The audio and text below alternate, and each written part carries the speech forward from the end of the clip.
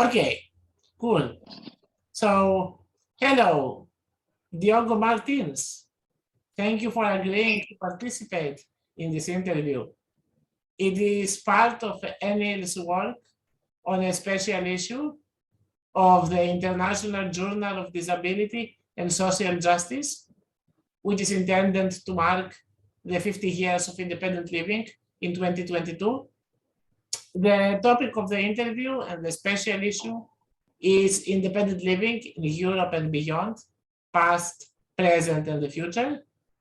So let us start with some questions about the past and the lessons learned from the 50 years of independent living advocacy.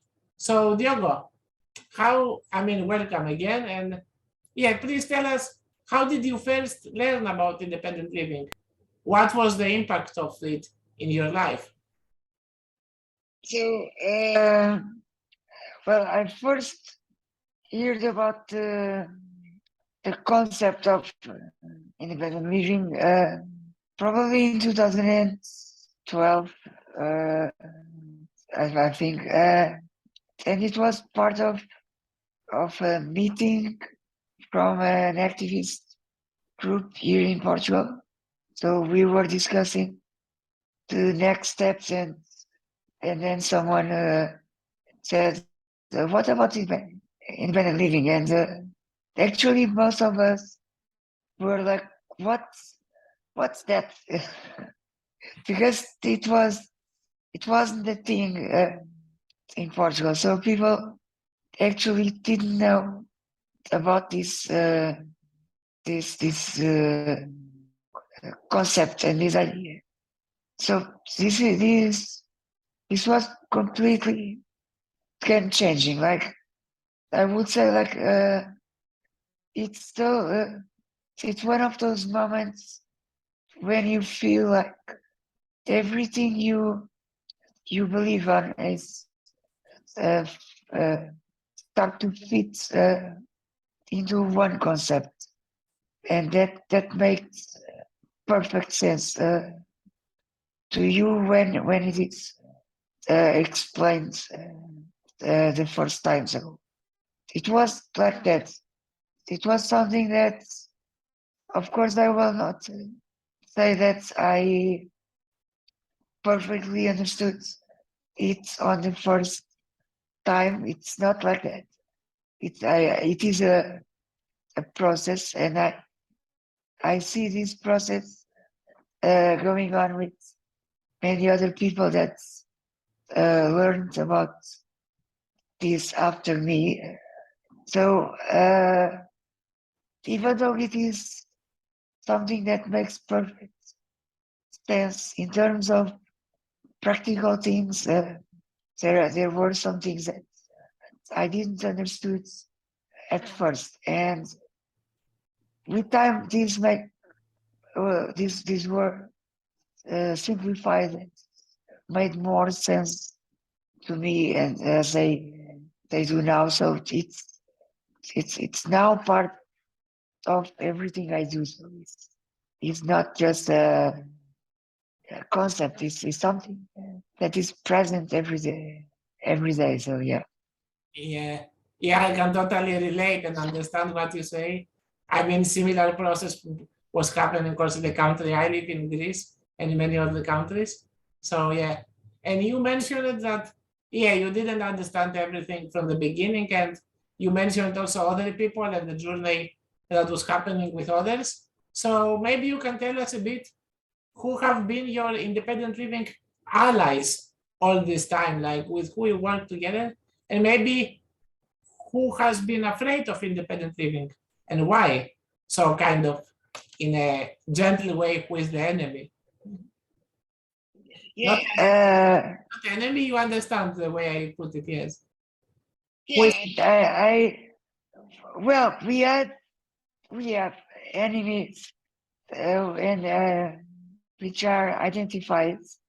But yeah, so starting by the allies, which started to support the idea. The first, I would say, the first ones were some people at the Lisbon municipality. They basically are people that have a deep understanding of social rights.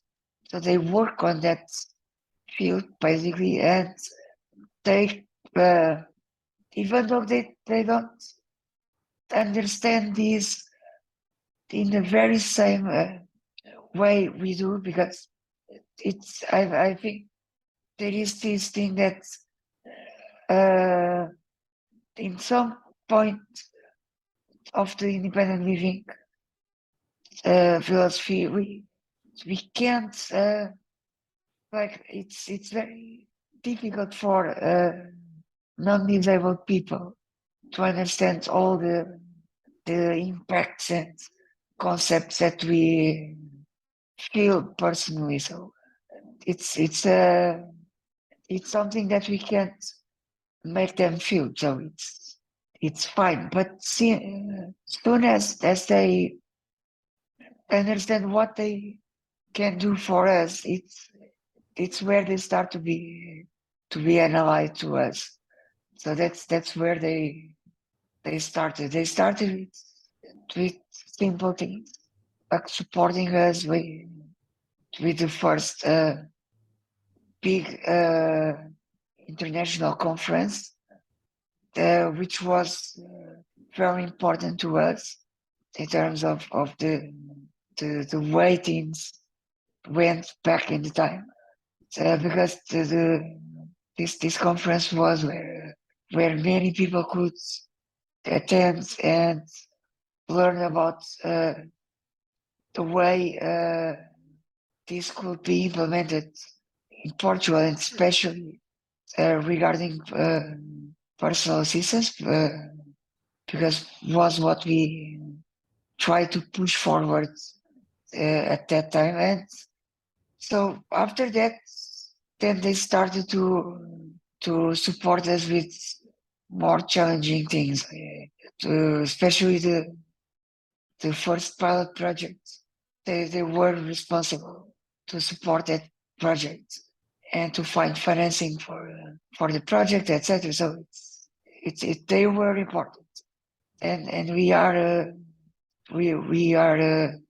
still in touch with these people, even though they are not working at the same position right now. But so we are still in touch with these people, and try to tell them what progresses we are making right now. And this is something that was possible also due to these allies, in the way we could clearly talk to each other, and we could understand each other. So it was very important. After this, we could clearly identify two, let's say, two sectors that are not happy with the way things were going, especially because of personal assistance. So Okay. this was the main issue to them. It's not like no one told us that we don't have rights to have independent living, or we don't have the rights to be independent, or full citizens, or whatever. No one said that. But what they don't agree with us is the way we want to make this happen. So they disagree on the way we can be full citizens. And So one was the who are these sectors? sorry, Who are these two sectors? yeah, one was the right wing governments at the time.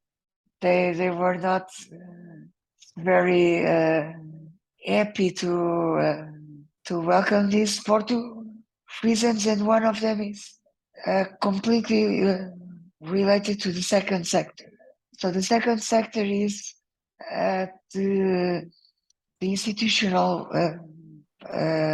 part of the society, which they have a lot of institutions, and they provide a lot of services which are based on money which comes from the government. So the government pays to these institutions to have their people in different setups. It's not just putting them forever living inside the institution, but there are some setups which are basically a place where people can spend their days and things like that, and they go back home by the end of the day and get back in the morning. So there are a lot of different services they want to keep because it's their business. So the problem is this right-wing government is very linked to this sector because this sector is mainly controlled by the church, and there is this relationship between some political parties and church because they identify themselves as very Catholic and things like that. So they are very connected to this, and they believe that this sector is like the way we should manage in society because they are kind and they are providing things for people and they are being good persons, etc. So there was this conflict, and they were very connected because both believed the same thing until this government had problems and then was replaced by a leftish, let's say, government which don't believe in the very same things, but they still have some relations with these entities as well. So it's a bit tricky right now. But yeah, those two were basically the ones that were not really happy with the idea of independent living in Portugal. Yeah. Okay, so yeah, you explained it, for example, yeah, the institutions and how this was on the other side, and also some governmental yeah, philosophies and parties who were on the other side. And I am wondering about the role of the UN Convention on the Rights of Persons with Disabilities, of the CRPD. How do you assess the role of the UN CRPD? How can it help in the discussion? So, for us, it's more like it works more like a tool. So we can say like this is a list of things that you have to follow. So it doesn't matter if you agree with them because you already signed it. So this was useful because even though there is this conflict in terms of let's say in terms of what the law says and what the country does, it's a different thing. So usually in Portugal we don't follow the law. We just do whatever we want. And but these things are useful in terms of saying, okay, you have something that says clearly what you have to do. So just follow the rules that you already signed. So it was useful for that because it was something that empowered us in terms.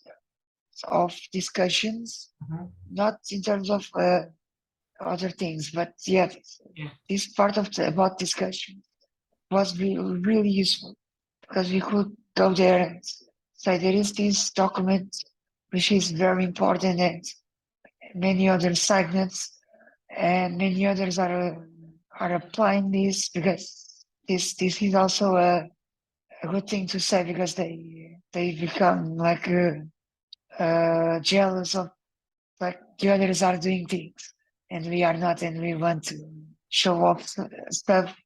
So it's important to use it very well in terms of the discussions.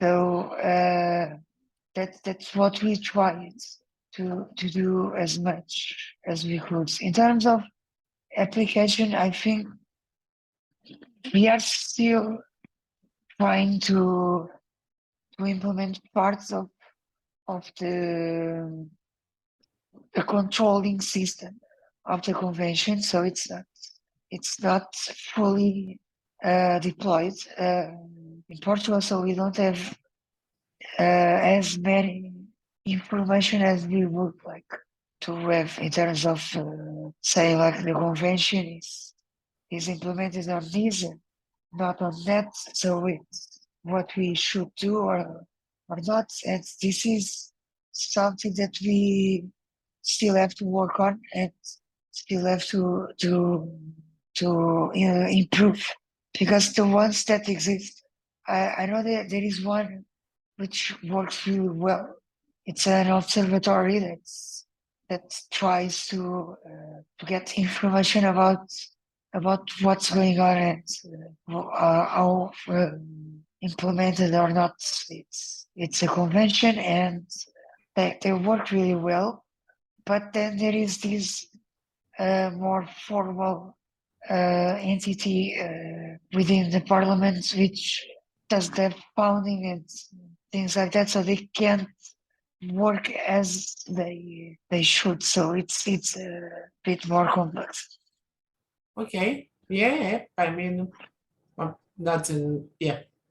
I totally get what you mean, and yeah, I think it's similar in many places. Yeah, I was wondering also following what you were saying now, how advocacy changed since the time your activism started. I mean, you are a young person, so I mean, it's not that you are 20 years in the movement or something, but have you seen any changes? Something, yeah. I mean, yeah, maybe improvements, maybe, I don't know. Maybe, yeah, maybe some lessons you learned. So yeah, about let's start with the changes. Yeah. Uh, uh, let's say there were very fast ones through the years. So in recent years, there was this more. Let's say that there was a shift in the approach. So for many years, of course, in terms of history after the revolution in Portugal, which brought us to democracy and the freedom, which we didn't have before. After that, there was a period of more activism on streets. So people went out and protest and make the social security improve in the way they secured people and they provided things for disabled people which were a reality before this protest. So we were completely unprotected and completely left to the society or families or whatever. So that was a very important step and progress at that time. But then things changed to to a more political approach.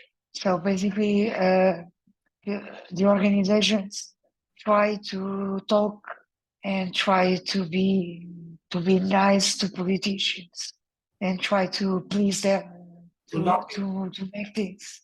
Yeah, trying to lobby, but without lobbying because it's a bit tricky in terms of the way it works. And many of them were completely completely based on public funds. So they were like worried about if they push too hard, they will lose money, and if they lose money, they can't provide all the things they were providing at the time. So this was a problem for everyone, and I think this led to a situation where people just felt that many organizations were not representing disabled people; they were just representing themselves, and many people don't identify with those. Mhm. So that's where things started to change again because then there was this movement of activists without any structure. The people just went out and did some protests because of cuts on some social support, and then there was a start of the dependent living movements because of these protests. So this was the, let's say, the game changing part of the activism. So from then to now, I think there was a lot of progress in terms of knowledge. So people are now more aware of these possibilities, and they are now aware that we are many more than everyone think we were, because we were like all disconnected and isolated from each other. We don't see other disabled people on the street and things like that. So now we know there are a lot more people out there. We know how to reach these people, and we know that there are a lot of people that think exactly like we do. So it's not just a matter of a small group of nerds that want to make this happen. Is now something that governments can't actually stop because we are too many people to stop and to shut up. So Yes. it's really the biggest change is the massive number of people that actually believe on this and know this is the way to do things. Mhm. No, I like what you said, and I like the phrase, it's not a group of nerds. I think I will use in my presentations in the future the phrase independent nerds. It's a nice term, interesting approach. But okay, coming to, I mean, slowly we'll go to the present. But before that, I wanted also to stay a bit for a few more minutes in the past, and also to, since we talk about advocacy, maybe you can tell us what were your biggest achievements so far. I mean, you said a few things, but maybe you want, I like to group them, like, to say, we managed to do ABC. I mean, or whatever way you want to say. And maybe your biggest challenges or even failures, if you have failures, things that didn't work the way maybe you wanted. This might be helpful for people who listen to us. So, yeah, achievements and, yeah, challenges, failures. Yeah, so there are two big achievements. One was a change, the structural change on financial support for disabled people in Portugal. We got, let's say, not in a direct way. We didn't, let's say, we didn't create the proposal, but we interfered on this in some way. We tried to make it better and things like that. And we strongly, before it happened, we strongly said that personal assistance would not work without a correct financial support Yeah. for disabled people. So it's important to have both things working. Let's say the new system it's not perfect in terms of the way it works, and it's far from being perfect in terms of the amount of money the state pays to us. It's a very low amount of money, and it doesn't allow you to live independently in any way. But it's a change from what we had before, which was worse. So we before we had several different subsides and things like that. So we had people groups get ones but not the others. And if you got some amount of money, like 50 years per month or something, you lose ones, and it was a mess basically. And so the idea of this new scheme is basically to make all of these websites just one. It is just one, and this works with different components which can be added or not to each person. So it's more adaptable to the different situations Mhm. of each person. Of course, right now we are not yet at the final phase of the deployment of this new subsite. There is a third phase which will maybe add money for personal assistance and things like that. We are discussing that in sometime in the future, but the idea is to combine in a simplest way possible all these financial support that were split into completely messy thing. Yeah. So this was one. The other one was the personal assistance part. So we could achieve the first national level project. So to have an idea, we started with a very small pilot project in Lisbon, and which were just 5 people in the project. And then we could, because of the changes on the government, the government decided to have a project which is it's still ongoing, is a national level project. It covers almost the full country.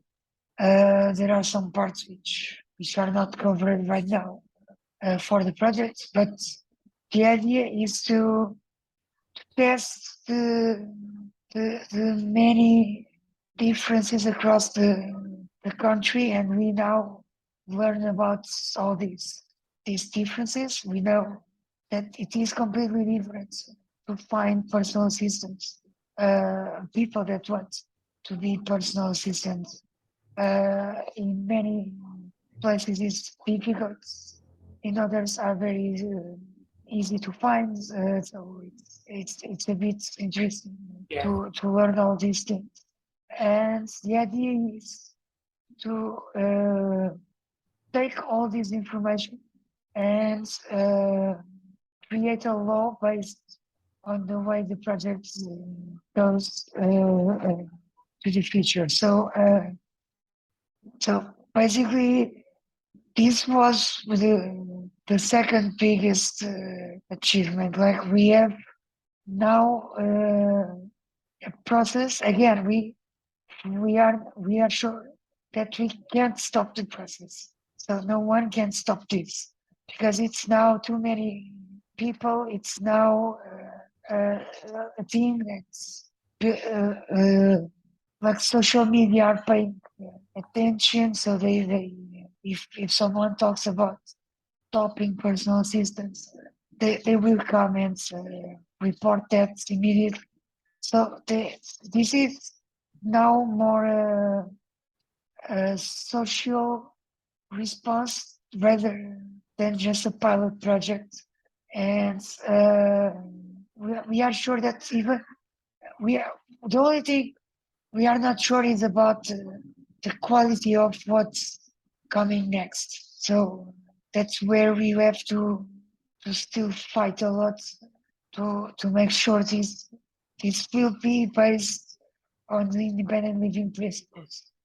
We want to make sure that no one will try to make us pay for the service or try to make this another service from the institutions or things like that. So there is this problem which we have to still make sure we are not going that way. But the part about having personal assistance, I think no one will have the courage to say no, let's stop now and make this guy go to the institution or something. That will not happen. Good. So I keep a positive message from this specific point of view that we can only go forward and not backwards, really. I mean, the general idea, because now the movement Yeah. and the wave is too strong. Cool. And what was the independent living impact in your life so far? I mean, you are engaged in independent living for some years. You are seeing the movement evolving. How it affected your own personal life? What it means for Diogo? I think it's very complex. It's more than just saying that there was these very practical changes. Like I don't right now. I don't have to wait for a family member to take me to somewhere or something like that. I just arrange things with my personal assistant and I go and that's a freedom that I couldn't have before. I'm sure you completely understand that idea as well. And this is the part where I feel this is difficult to make people understand is where is what you feel about it, is what it's the difference inside you. It's like for me it's not just about having the freedom of going when I want to where I want. It's about the feeling of empowerment that I have because of that. It's like now it's me that it's going. It's not me plus my mother or plus my father or whatever. It's my it's me, and that feeling is I think it is completely different from before. It's not a thing like I don't have to explain anywhere what who is that person. He's my personal assistant, period, and move on. So if you want to have a chat with me, you have to have a chat, even if you don't want.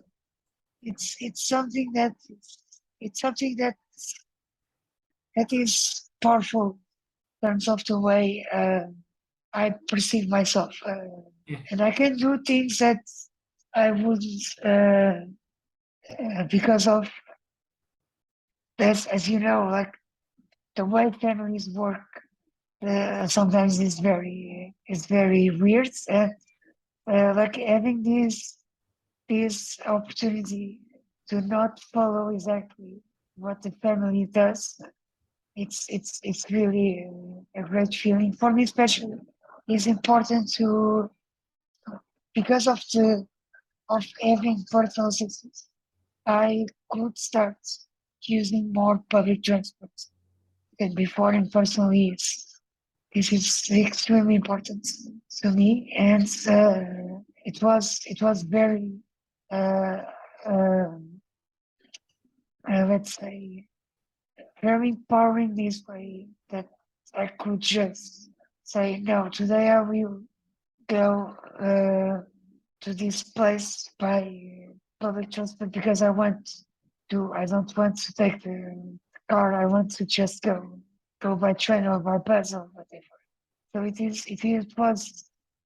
was a change to my life. Yeah.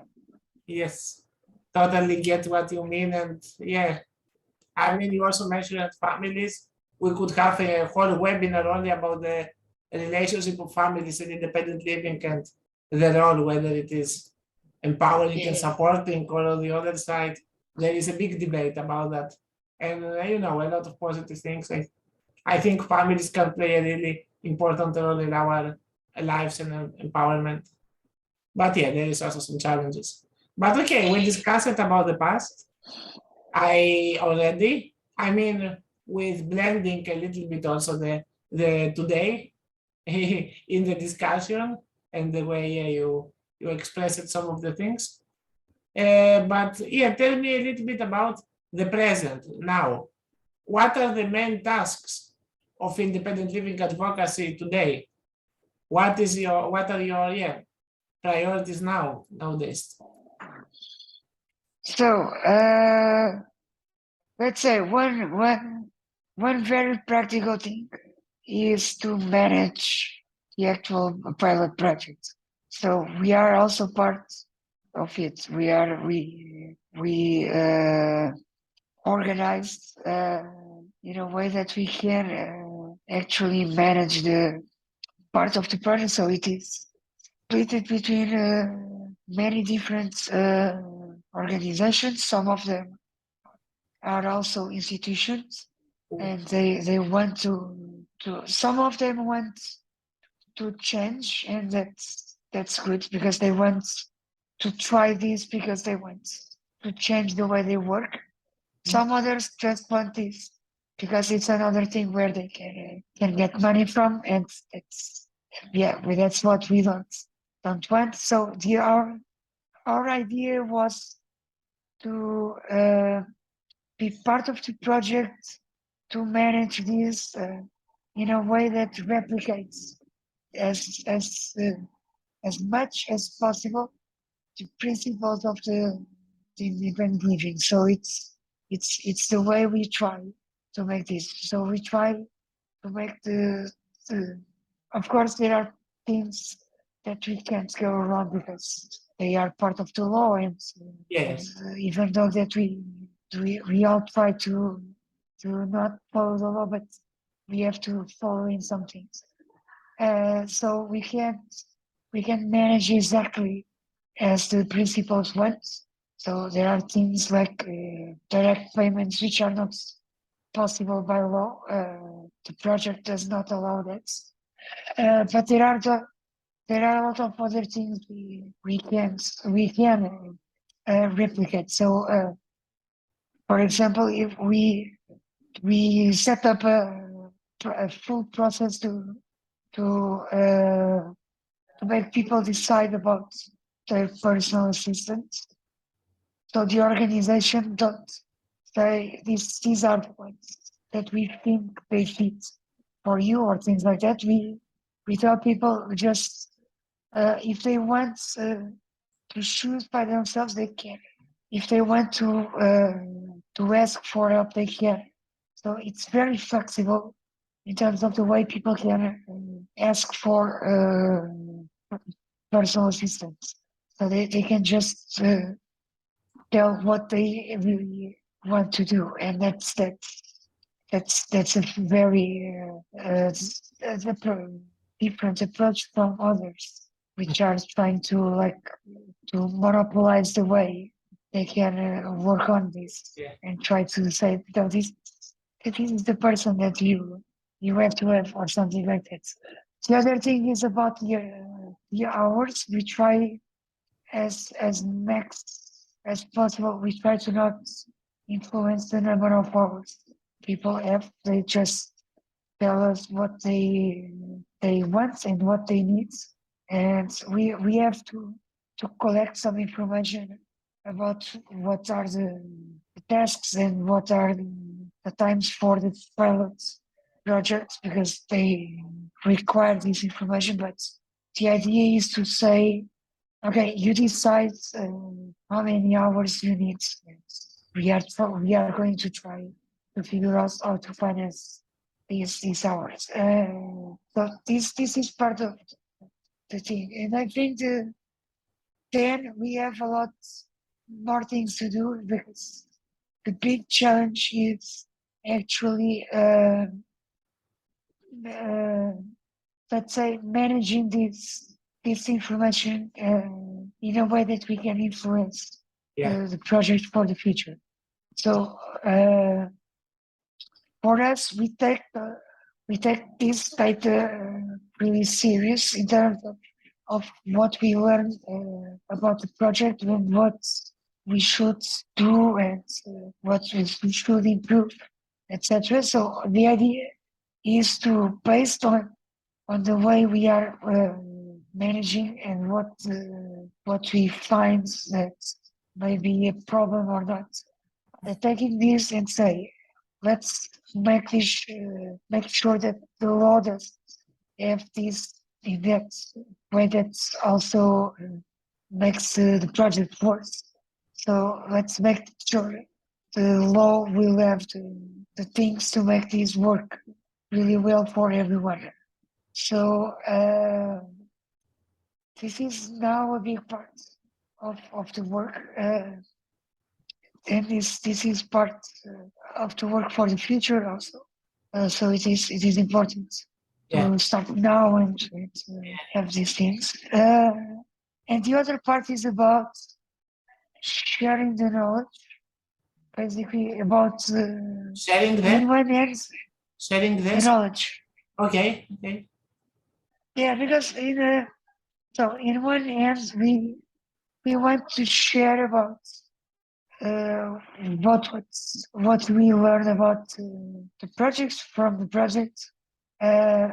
But in other hands, the idea is to share about what is independent living and what everyone can do to make sure that independent living is not just about personal assistance, but also about making sure that places are accessible, the school works in an inclusive way, and many other aspects of the society are more inclusive, because we are going to have many more people going outside Mhm. and doing things Yeah. like others do. So the idea is now to take all these actions and try to combine them as best as we can, and these are the current actions for the activism. These does in all of them we are doing those usual things like let's call it lobby in terms of influencing the way the political side of the things Mhm. work. The laws are made. We also follow the recommendations that are made to the projects and to the laws, etc. So the only thing is like to take the other actions to fit into these usual actions. Okay. Yeah, I note down what you said, and also there was interesting for me what you said at some point, that we want also to make sure that the people understand correctly, what it means independent living and personal assistance and this kind of stuff. So I'm wondering who doesn't understand or misunderstands me, or even misrepresent independent living today in Portugal, and why that they do it. So who, yeah, maybe which is on purpose, or is it because they don't know it? And who are these structures of people who still misunderstand or misrepresent? I mean, you mentioned in the beginning, Yeah. institutions and the right political party, so we already know that. Is there anyone else you believe? Maybe from the disability? Yes. Let's say well, the society in general, especially those who are not disabled people, they don't understand yet in the same way we do, and this can be noticed in some areas like the academia. They still don't get it quite as right as we wished, because they problem with them is like, since some of these people are working on reports about the pilot project, and they also work on studies with disabled people, and we noticed these documents don't reflect the independent living principles. Mhm. So we want to make sure that they understand what they are doing, and they also understand why it is important for them to understand Yeah. perfectly what is independent living. Uh,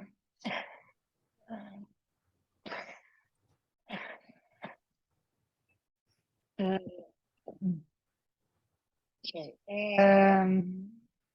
Yeah, this is important because recently we had a report from this pilot project on personal assistance, and one of the comments was to study financial tool to make disabled people pay for personal assistance like the other services that are provided by institutions. So we understood when we read that, we understood they don't know what independent is. So it doesn't make any sense, so it's one of the problems. The other problem is about when this one is more difficult because it's not one entity or one group of people. It's more about like when you try to uh, to get to some let's say local authorities or authorities that have the power to improve accessibility or to improve the way schools are more inclusive, etc. So these people are spread across many different organizations. They are not one group or they are not one organization. So you can't directly influence one organization and change the whole picture. You have to influence people which are spread Yeah. across many different places, and that's the difficult part because, for example, if you want to taking the transport sector as example, if you want to tell them about independent living and why their rules don't provide us the autonomy and the independence level we want. You are just influencing one person, and that one person can change Yeah. the full company. So it's very difficult to work on that part. Uh, so I think these are the two sectors that we have to figure out exactly how to work with them. Of course, like the traditional institutions who don't want to change, they are not going to change. So it doesn't matter what you say or not, they are not going to do anything.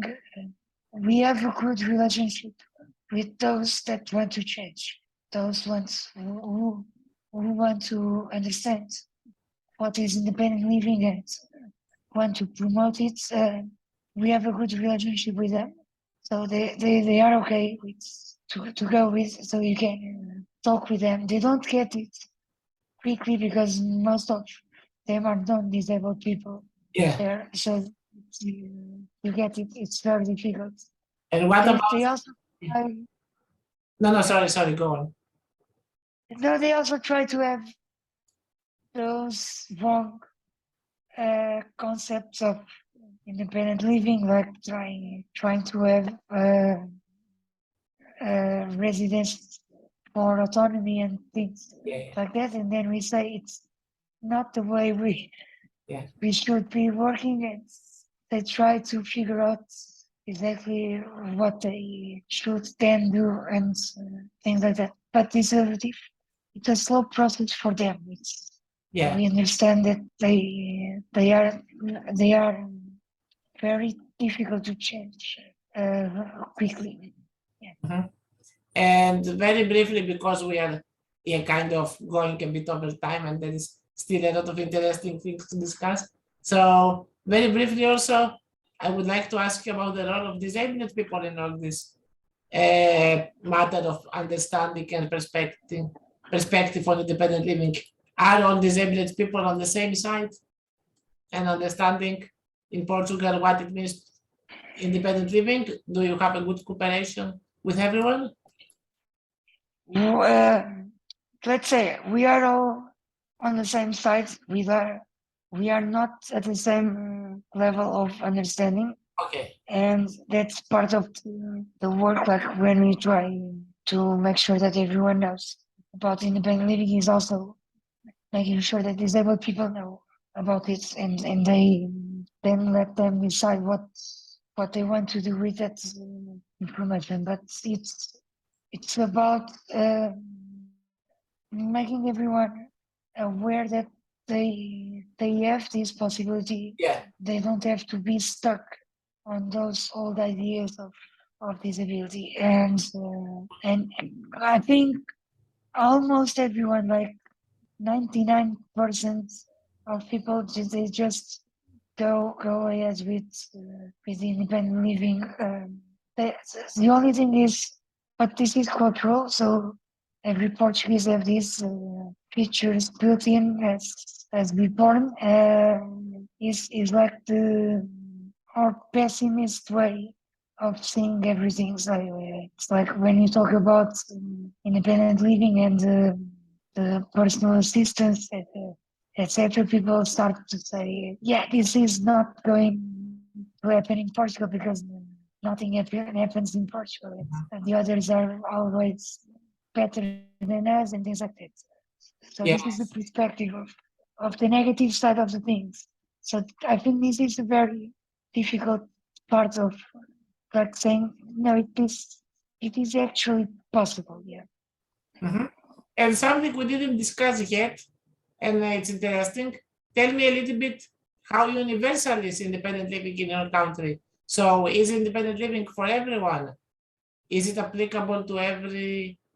And also, if you think that, I mean, when we think about for everyone, one distinction is, if it's for people with different impairments, and for also for people with intellectual impairments and for other impairments, or it's only for one specific group.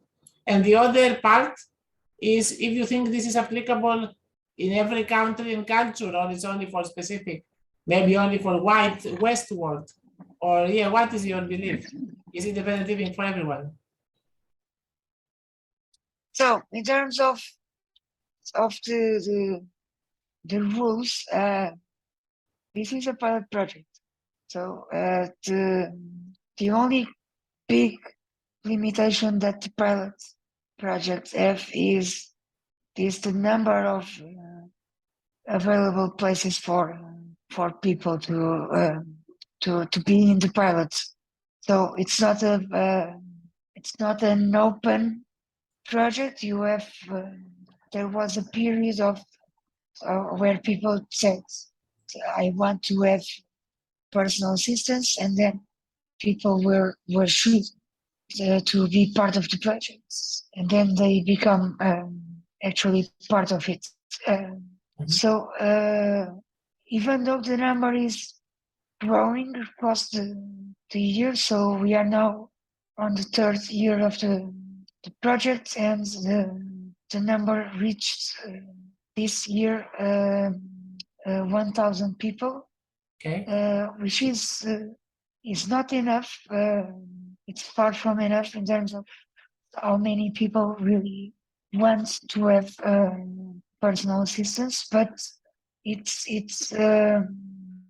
the positive side is it's growing number, even though it is a pilot project. The financing is very difficult to have more money and things like that. So it's let's say the positive side of it. So And we what- could find a way to. And what is the profile of people benefiting from the pilot project?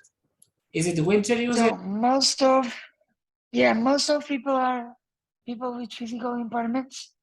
The pilot doesn't have restrictions in terms of impairment, so anyone can join. The only thing that I think no one is sure about, because in Portugal is not considered to be a disability. Let's say it's about mental health.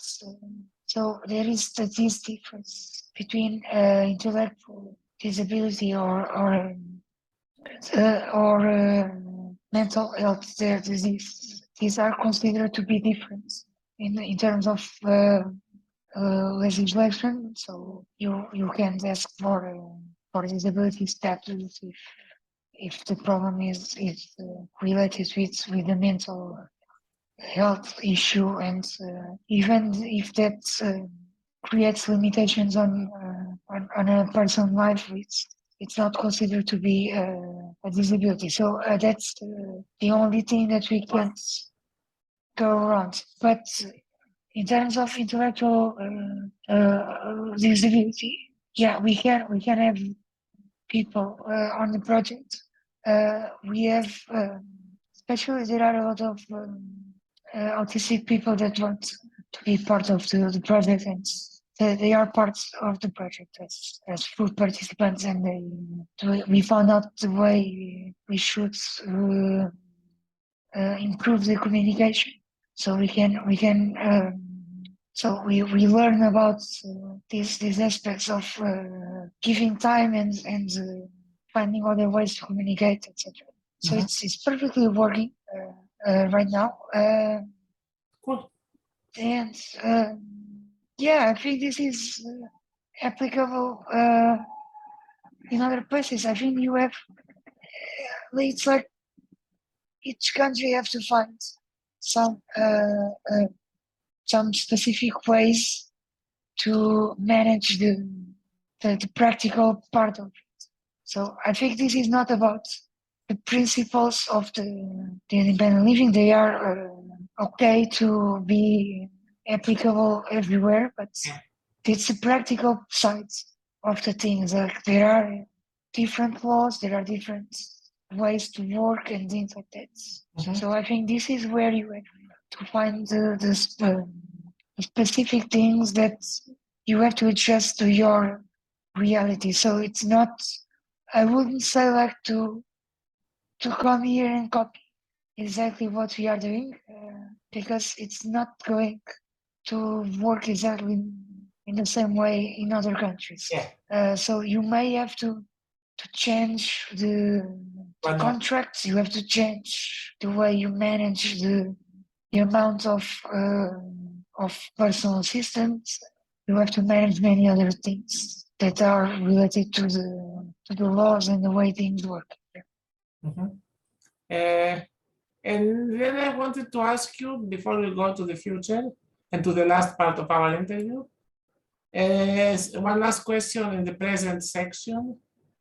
What is the impact on independent living advocacy nowadays by issues such as the war in Ukraine, COVID, Euroscepticism, the cost of living, crisis? We see everything gets expensive. Is the advocacy and independent living affected in Portugal by all these factors? I know you work in many of these areas. Yeah, we let's say well, COVID was one of those things that struck us with us all. Like we couldn't say like there is a place where we don't have this issue. It's there. It was everywhere. So the thing was like I think this is this was what uh, what made us understand that we are really essential. So because the only ones worried about us were us. So no one else cares about us, and services shut down. Everything was not working in the way that disabled people could continue their lives normally. So what we found out was if we were not making pressure to be sure that we were not left behind, we would be left behind. And that's one thing that we take from COVID, because practical things were like, of course, the pilot project didn't stop for many of us. We still had our personal assistants with us. We needed them, and that, of course they continue to work. We also had to manage different ways. Sorry, are you there?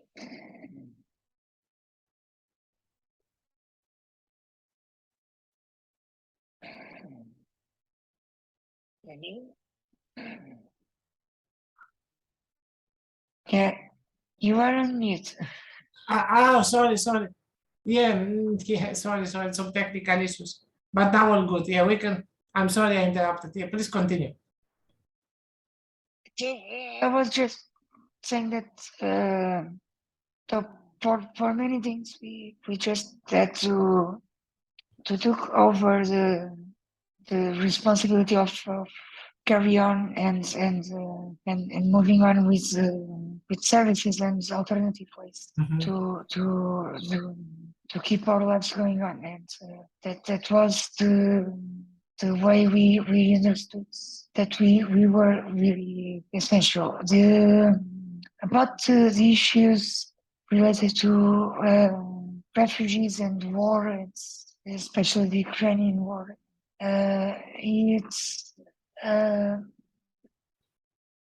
I think again we were the ones that were actually worried about us. So like what disabled people, like what can we do for those that are arriving, because that was more the practical way we could manage it, and what we could do for those who are being left there, and we have to find a way to send things to them, and make sure they can manage a way to escape from that situation. And since we are a country that's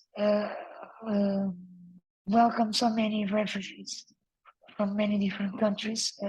We have to think about this in a more structural way, and we know there are a lot of different ways to support disabled people that come from these situations to Portugal. So the only thing we try, not the only thing, but the thing that we try to make sure that it's there and happens is when people arrive, they can have the conditions to stay well and to be welcomed as better as possible. So that's the hardest part because of the way things work around here. But yeah, we really try to make sure we do our best. I hope we could do more because I think we don't have any specific structure to work on these issues, and I think we should have one from the disabled people community. I mean, that actually could try to focus on this and Mhm. make sure that everything goes well. Yeah. Okay. So yeah, we saw how you started. I mean, you personally and the movement in Portugal, how it was in the past. We saw what is happening today, what are the challenges, and yeah, what is your work. Now let's go to the final section of the interview and discuss a little bit about the future of independent living. So what do you think that is the future of independent living in Europe and beyond? It's a very difficult question. I think What's your personal opinion? Maybe you can guess something. yeah, I think the most immediate thing is about the spread of it. So it's about making sure that more countries in Europe they adopt this and they start actually working on having independent living and personal assistance for everyone. So the the the the more far future, I think there will be some changes in terms of society and the way things work and the way we see each other. So that's the trickiest part. So I'm not sure if even if I think the core part of the independent living will last long. So we are not going to change the idea of the independent living, but maybe the practical side of it will change across the years as we have different technologies, we have access to different ways, even about the health part. Like there are many people that are hoping to have these very new approaches to health, and they can improve their quality of life in some way, and have, for example, less need for personal assistance. And but especially in terms of technology, I think technology will have a big leap in the next years, and that will change some of our ways to live. I'm thinking about, for example, this trend of smart home industry, where you can have your house adapted without things designed specifically for disabled people. You can just buy it on Amazon or whatever. You just buy the same product that your neighbor, which doesn't have any disability, you buy the same bulb to light your house, and you control it in the same way. So uh, this this might change in some means for us. I think we are not seeing right now the possibilities because some of these technologies are not yet in front of our eyes. So Mhm. we are not just going to have them Yeah. next to us tomorrow. We have to You don't discover, have a robot. we have to discover them. Yes, we have to discover it. Yeah. And link it to more specifically, yeah, to independent living advocacy. What do you think should be the priorities for independent living advocacy, let's say for the next 5 years? For the, so not like for the far future, but something nowadays. Yeah. I mean, Well, what? I think we have, as I said before, like we have to make sure that other countries have independent living as well. So this is one of the main tasks. We have to make sure we are all in, and we are working together to make sure that this happens for others, and make sure that we share this knowledge from each country. Like we are now developing these pilots, and we have to make sure this knowledge from pilot goes to somewhere where people want to start the same Yeah. process and tell them, okay, we did this now. Think about your situation and find out what you can do. If you can replicate or not these approaches.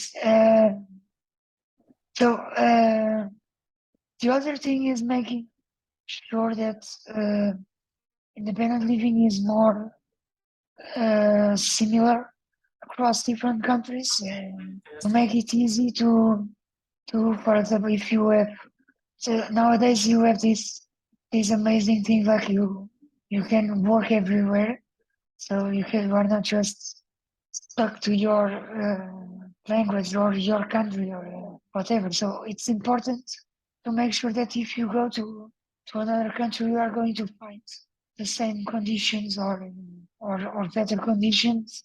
But in terms of like not having a very big difference from country to country, so you can easily go to another place and find the same support there and live well with that support. I Mhm. think these are the two things that we have to think on.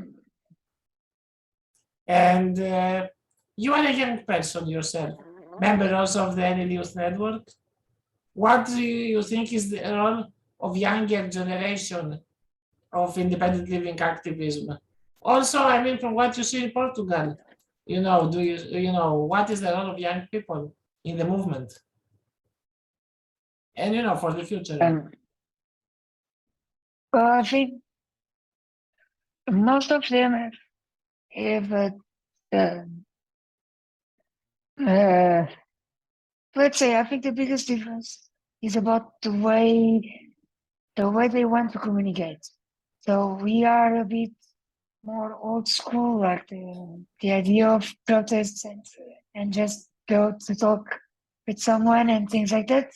And they are more let's make an TikTok. Instagram feed with a lot of information or TikTok or whatever. So it's a different approach to the way things work, but it's a very interesting combination from my perspective. It's like we are not just talking about having political meetings or having conferences or having boring things. Yeah. We are talking about having a mix of stuff that actually reaches much more people than usual, and I think that is important. That is a good lesson for us, which are working on this for some years now, and we have to update ourselves in terms of the techniques to reach people. Yeah. But I also think this creates a different pressure in terms of society. It's like now if you create a thing that goes viral on the internet, you can just create a different pressure on the political sides of the things, and they start working on things faster than before because people are seeing these and they feel this idea of being watched, Yeah. you know. So I think this is one of the interesting things. The other thing I notice is younger people are more prepared in terms of knowledge and techniques to manage things and to organize themselves.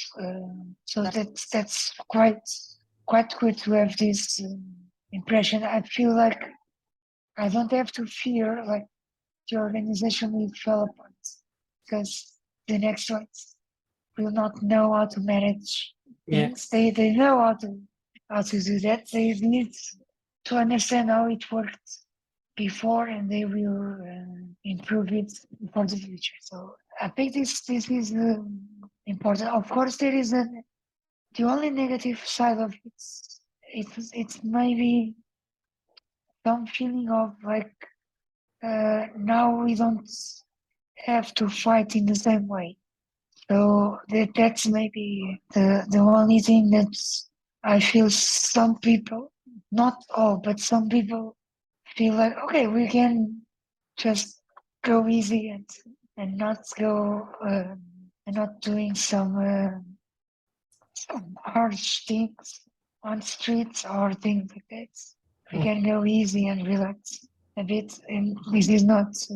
I think it's feeling like to make them aware that they should be alert because at any moment someone will try to take these rights away, and they have to be ready to fight that.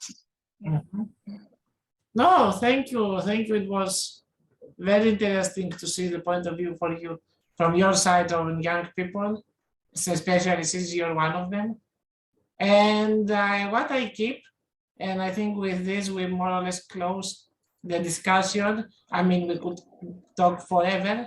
There is so many things to say and so many questions and so many topics we could touch, but you know the time is limited. So I will stop and will keep the positive thing you said, that the young people know how to do it, and you are not afraid that the organization and the movement will fall apart because the next generation is capable and knows how to deal with it. So you feel safe that you feel sure that it will be, yeah, there is the future is in good hands. This is very, yeah, I love this idea because I think not everyone thinks, that the new generation is engaged. So from this is very good to hear from your side that the young people are here and they are ready and know how to do that. Before we I start, think this is just to add these comments. I think this the tricky part is like to mix those who are fighting for a long time and those who want to start now. That's the tricky part. Like how do you manage to not have your the movement or the organization like to be close to the new ones that want to come and want to join. So and make sure that when they arrive they have a kind of a process that takes them to the same place that others who are fighting for a longer period of time. They can take these paths of learning and have the right knowledge about what others did to reach this level of rights. yeah, and yeah, I think and I know that this is something you do quite well in Portugal. You manage to We try. you mix the generations, And yeah, the cooperation is what brings the success in the end, the intergenerational cooperation you have. Okay, so I will concluding, and before saying thank you to you, and yeah, continuing with to have a nice day, I wanted to ask you if there is any, if you have any final words or something you wanted to say, to share, yeah, before we stop recording. Maybe there is something I forgot to ask you that you wanted to bring to the discussion, or you are fine. I think the only thing is like a let's say a message of hope in terms of what we can do next. It's basically about I think people should continue to join the movement and join the idea of having independent living on their countries. And the tricky part again is like not stopping this process, because when we stop it's very difficult to restart it. And the thing is like if people want it, people really have this strength to have to start something practical in their countries. They should ask for information. They should try to join these networks like Emil, and they should really try their best to make contacts and spread the word, etc. So it's really important. Yeah. Thank you for this message. Yeah, I think it is very well received, and I think it's a very strong one. So Diogo Martins from Portugal and the Center for the Vida Independent, thanks a lot. Thanks a lot for your time, for sharing your experiences, your knowledge, and your vision for the independent living. People like you in Portugal and in whole Europe are the ones who make this movement strong and make us believe that in the future, independent living will be a reality everywhere in Europe and beyond Europe. So thanks a lot for your time. Have a nice day. And keep strong and be loud and proud with your fight in Portugal. Thank you. Thank you so much for Obrigado. having me. Yeah. Obrigado. Thank you.